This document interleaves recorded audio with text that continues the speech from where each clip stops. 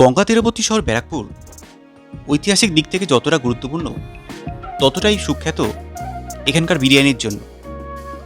Barrackpore station সংলগ্ন এলাকায় বিভিন্ন নামী ব্র্যান্ড রয়েছে যারা এখানে বিরিয়ানি সার্ভ করে। স্টেশন থেকে বেরিয়ে ডান দিকে এগোলে চোখে পড়বে বিশাল একটা লাইন।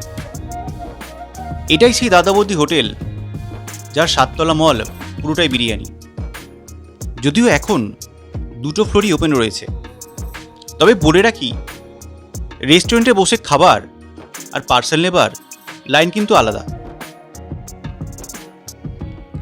দেখলাম গাড়ি থেকে একের পর এক হাঁড়ি নামছে, আর আমার মতো দর্শকরা অবাক চোখে হাঁড়ির মধ্যে থাকা গুপ্তধনের সরজমিনে অনুসন্ধান করছে। এসব দেখে হঠাৎ মনে পড়ল ছোটবেলায় বইয়ে পড়া প্যাভলভের একটা এক্সপেরিমেন্টের কথা। চোখের সামনে এরকম বিরিয়ানি দেখে আমার দশাও এখন সেই পোষ্যের মতোই হয়েছে।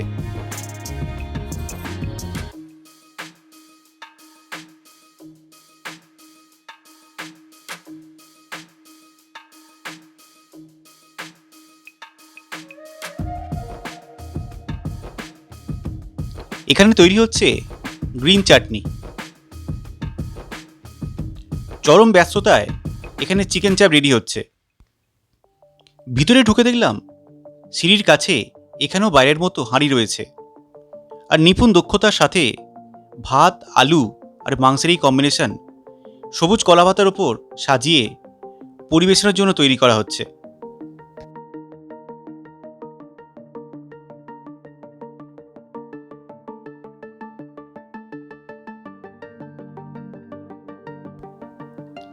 একতলার এই জায়গাটা যে কোনো স্পেশাল অকেশনের জন্য আলাদাভাবে বুকিং করা যায়। নতুন ওপেন হওয়া এই অংশে সিটিং ক্যাপাসিটি যথেষ্ট হলেও প্রতিটা টেবিলে ছিল ভর্তি, আর আবহাওয়া শুধুই বিরিয়ানিময়।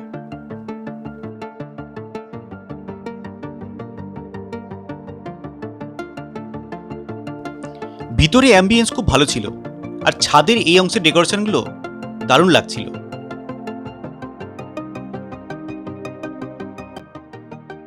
এখানে এদের একটা মকটেল কাউন্টারও রয়েছে।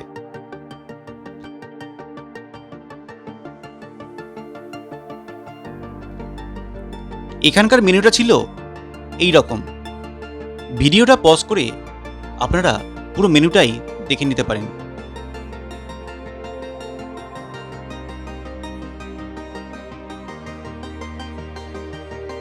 আমরা এখানে অর্ডার করেছিলাম যেটা খেতে এখানে আসা সেই মাটন বিরিয়ানি।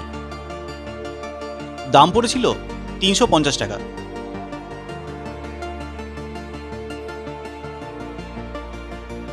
বড় সাইজের তুলতুলে এক পিস মটনের সাথে ছিল সেই লেভেলের টেস্টি একটা আলু। বিরিয়ানিটা খেতে কেমন সেটা এক কথায় বলার কোনো ভাষা আমার নেই। সেটা জানতে হলে এখানে একবার আসতেই হবে। চিকেন চাপটাও আমার বেশ ভালো লেগেছিল।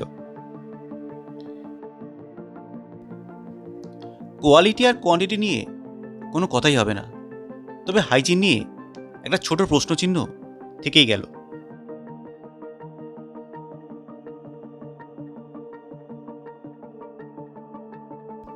এখানকার এই ফিশ ফ্রাইটা খুব পপুলার হয়েছে, তবে এতটা বিরিয়ানির পর আর ফিশ ফ্রাই খাওয়ার মতো কোনো জায়গা আমার পেটে ছিল না। সেটা না হয় পরে কোনো একদিনের জন্য বাকি থাকলো।